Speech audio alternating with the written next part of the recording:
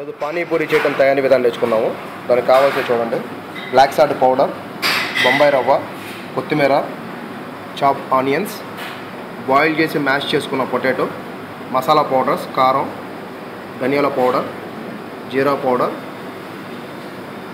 Garam masala powder and పసుపు, కొంచెం baking powder, చింతపండు నానబెట్టుకున్న వాటర్లో కొంచెం, కొద్దిగా పుదీనాను పచ్చిమిరపకాయలు వేసిన పేస్టు, గోరువెచ్చని నీళ్ళు అండి. ఇది చాలా ఇంపార్టెంట్. నౌ పానీపూరి యొక్క ఫస్ట్ పూరి చేయడం విధానం నేర్చుకున్నాము. ఒక ఎంటీ బౌల్ తీసుకున్నాము. ఇప్పుడు ఒక ఎంటీ బౌల్లో చూడండి కొంచెం బేకింగ్ పౌడర్ వేసుకున్నాను. దాని తర్వాత ఒక బౌల్ నిండా కొద్దిగా రవ్వ వేసుకున్నానండి. రవ్వను ఫస్ట్ కొంచెం బేకింగ్ పౌడర్ కలుపుకోండి. దాని తర్వాత గోరువెచ్చని నీళ్ళు కొంచెం కొంచెం వేసుకోండి. చూడండి, చూసుకొని వేసుకోవాలి, వాటర్ అనేది ఎక్కువ కాకుండా.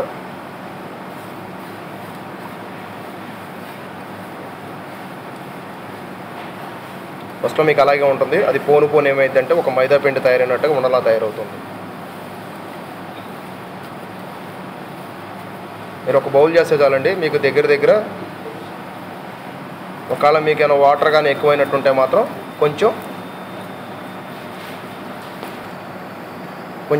మీరు కొంచెం రవ్వ వేసుకోవచ్చు మళ్ళీ కావాలనుకుంటే చూసుకోండి కొంచెం. అందుకనే వాటర్ అనేది వేసినప్పుడు ఒకసారి రెండుసార్లు చెక్ చేసుకొని వేసుకోండి. ఒక్కోసారి ఏమవుతుందంటే ఈ రవ్వలో కొంచెం లావు దొరికింది, సన్నం దొరికిద్దండి, చూసుకొని వేసుకోండి. ఇంకా కొంచెం తిక్కువపోతే కొంచెం కలుపుకుంటూ ఉండండి. మీకు దగ్గర చపాతీ ముద్ద మీకు ఎలా అవుతుందో అలా అవుతుందండి. అంటే అంత టైట్ అవ్వదు, కొంచెం మీడియంగానే అవుతుంది. చూసుకోండి, బాగా కలుపుకోండి. చూసారా డో ఎలా అయిపోయిందా మీకు అది. అలా అయిన తర్వాత దాన్ని చిన్న బాల్స్ చేసుకోండి. మనకి ఒక చిన్న బాల్స్ చేసుకుంటున్నారు చూడండి.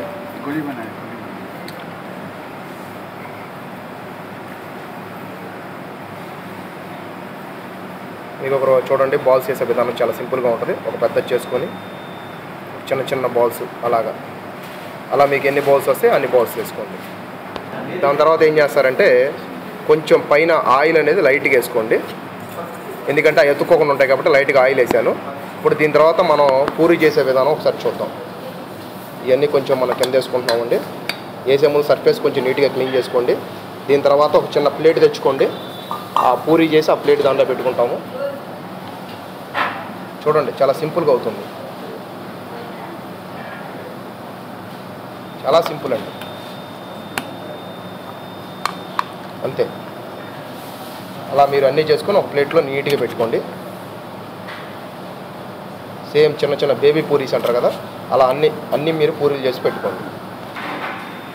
దాని తర్వాత ఇలా పూరీస్ అన్నీ చేసుకున్నాం కదండి, ఎన్ని వస్తే అన్నీ చేసుకోండి. నేను ఒక 7 చేశాను. ఇప్పుడు దీన్ని మనం ఆయిల్లో ఫ్రై చేద్దాం. ఆయిల్లో ఫ్రై చేయడం చాలా జాగ్రత్తగా ఫ్రై చేయాలండి. ఎందుకంటే సరిగ్గా ఫ్రై చేయకపోతే పూరీలో ఉప్పదు. సో ఒకసారి ఫ్రై చేసే విధానం చూపిస్తాను మీకు. ఈ ఫ్రై చేసే మెయిన్ ఇంపార్టెంట్ నోట్ ఏంటంటే ఆయిల్ కొంచెం హీట్గా ఉండాలండి, ఓవర్ కాకుండా. సుమారుగా 150 డిగ్రీ సెల్సియస్ దగ్గర ఉంటే బాగుంటుంది. ఒకసారి చూద్దాం ఎలా ఫ్రై చేస్తున్నాం ఏంటనేది. చూడండి, ఆయిల్ వేస్తున్నాను. అలా ఆయిల్ వేసి మీరు అలా కొడుతూ ఉండండి. అది పూరిలో పొంగుతుంది, కనబడుతుందా మీకు? అది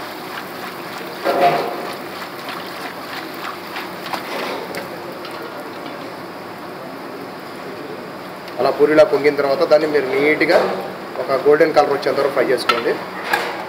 గోల్డెన్ కలర్ వచ్చిన తర్వాత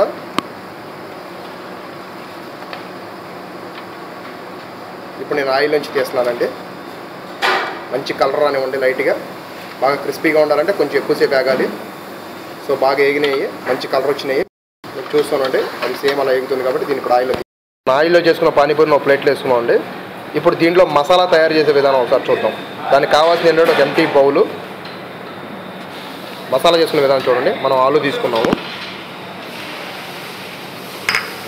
కొంచెం బ్లాక్ సాల్ట్, కొంచెం జీరా పౌడరు, కొంచెం గరం మసాలా, కొంచెం కారం, కొంచెం ధనియా పౌడరు, కొంచెం కొత్తిమీర నీట్గా కలుపుకొని పెట్టుకోండి. మసాలా తీసుకొని దాని చిన్న బౌల్లో వేసుకోండి.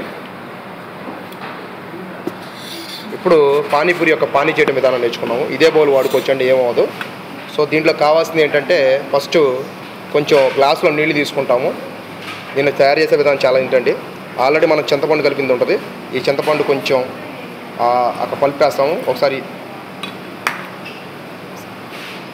ఈ పల్పుని కొంచెం లైట్గా చూడండి. ఈ పల్పు ఎటువంటి వేస్టేజ్ అవ్వకుండా నీట్గా ఆ పల్పు జ్యూస్ పోసుకున్నాము. చాలా సింపుల్ అండి. మొత్తం అలా పిండుకుంటాం. ఆల్రెడీ వేడి నీళ్ళు నానబెట్టాం కాబట్టి. సో ఆ నీళ్ళలో కొంచెం బ్లాక్ సాల్ట్, కొంచెం మనం ఒక పుదీనా పచ్చడి చెప్పాను కదా, కొత్తిమీర, పుదీనా, గ్రీన్ చిల్లీ వేసుకొని పేస్ట్ చేసుకుంటాం. అది కొంచెం అలా కలుపుకోవాలండి.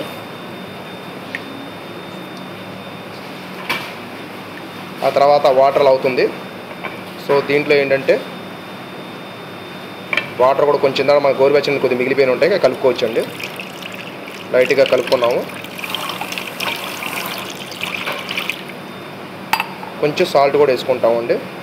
సాల్ట్ కొంచెం, అంతే. పానీపూరి యొక్క పానీ రెడీ అయింది. ఇప్పుడు ఎలా ఇవ్వడం అనేది చూద్దాం, ప్రజెంటేషన్ అనేది చూద్దాం. ఇప్పుడు మనం ఫ్రై చేసుకున్న పానీపూరిని అలా రచ్ చేసుకుంటాము. దాంట్లో కొంచెం ఉల్లిపాయలు కూడా వేసుకుంటామండి. కావాలనుకుంటే ఉల్లిపాయ కూడా మన ఇష్టం అనేది వేసుకోవచ్చు, ఉల్లిపాయ అనేది. సో లైట్గా అన్నిట్లో అలా ఫస్ట్ ఆలు మసాలాను స్టఫ్ చేసుకుంటున్నాం మనం.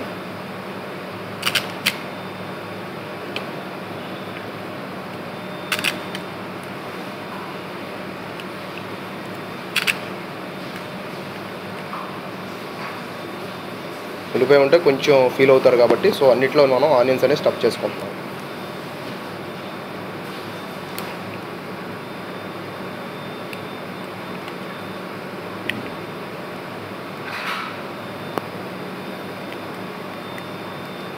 సో ఇలా స్టఫ్ చేసుకున్న తర్వాత మనం ఒక చేసిన వాటర్ అనేది ఫ్రిడ్జ్లో పెట్టుకుంటే ఇంకా బాగుంటుంది, కొంచెం చిల్లుగా ఉంటాయి water.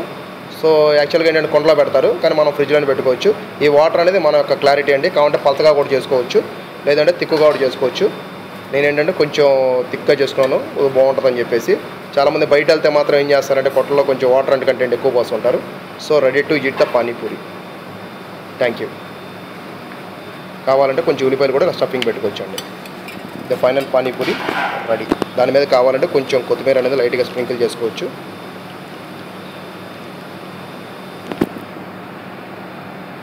Thank you watching for this video.